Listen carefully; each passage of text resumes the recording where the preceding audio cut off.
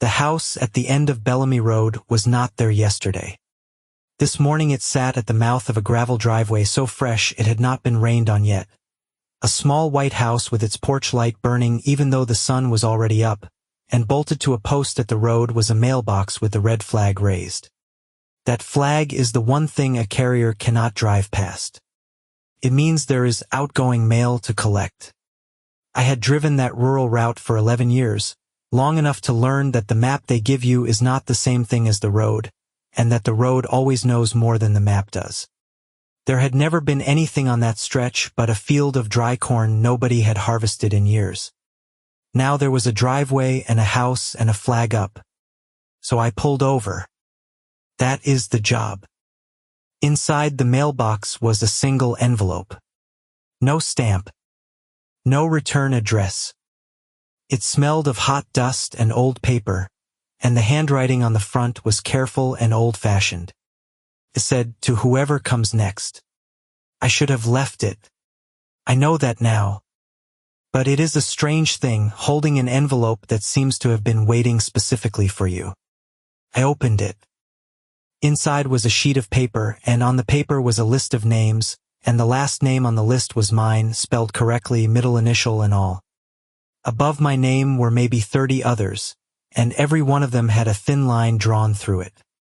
Crossed out. Mine was the only name not crossed out yet.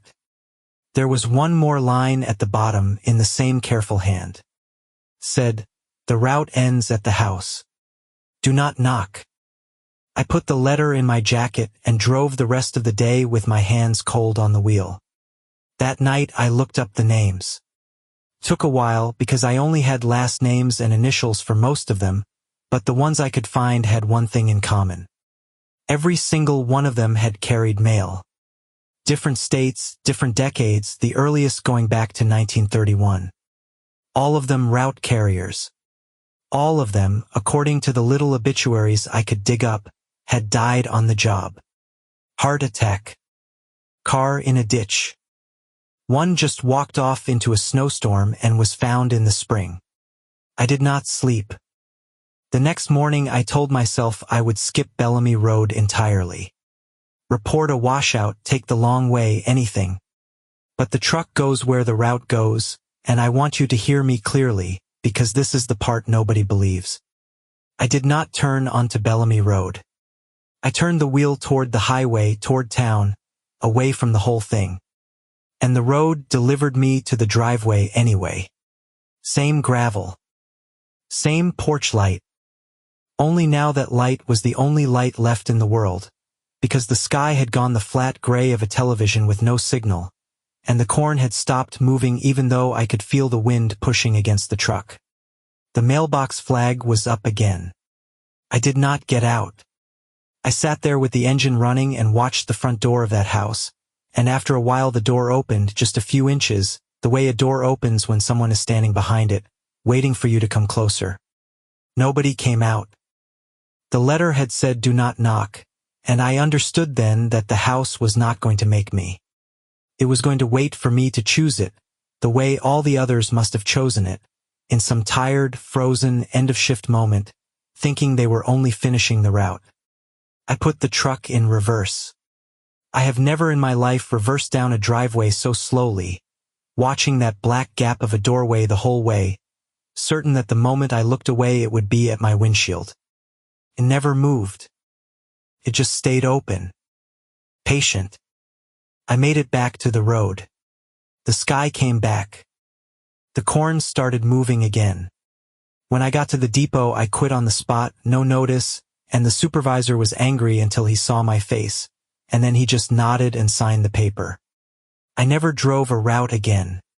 But here is why I am telling you this now. Last week I got my mail at my own house, my nice suburban house 40 miles from any cornfield. And in the stack, between a water bill and a grocery flyer, there was a plain envelope.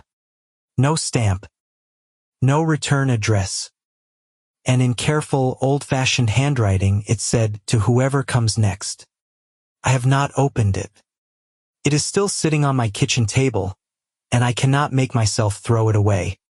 The porch light outside my window is burning again tonight, and I never turn that light on.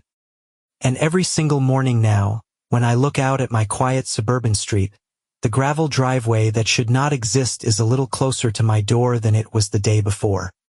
So if you carry mail, if you drive those long county roads where the map and the road disagree, and one October morning you find a house that was not there yesterday, do yourself the only kindness that is left. Leave the flag up. Leave the letter. And whatever you do, do not be the one who finally knocks. It is patient. It has all the time in the world. And it already knows your name.